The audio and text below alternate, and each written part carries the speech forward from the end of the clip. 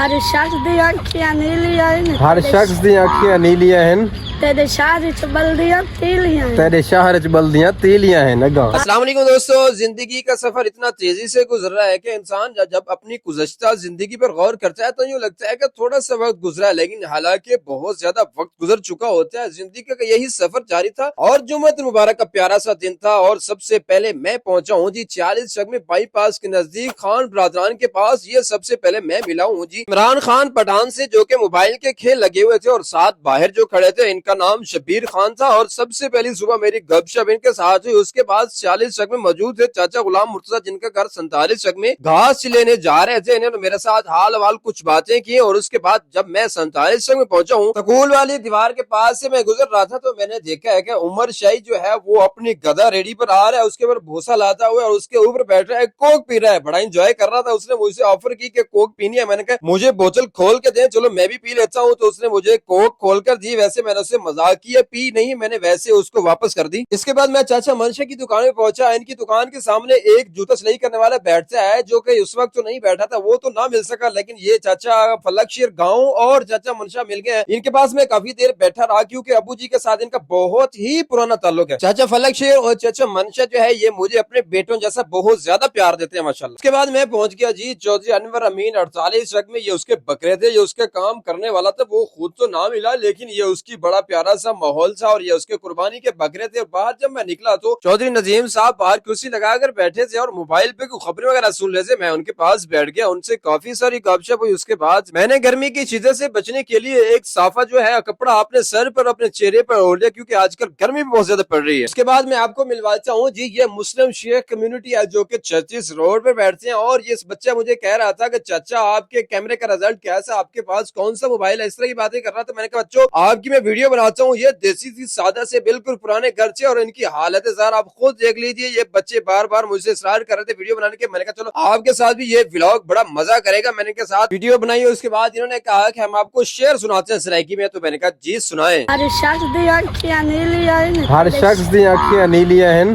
تیرے شہر وچ بلدیاں تیلیاں ہیں تیرے شہر چ بلدیاں تیلیاں ہیں نگاں۔ بارش بھوئیں پیتی اللہ بارش بھوئیں پیتی، ہاں بارش بھوئیں پیتی، بہت زیادہ بارش آئی ہے۔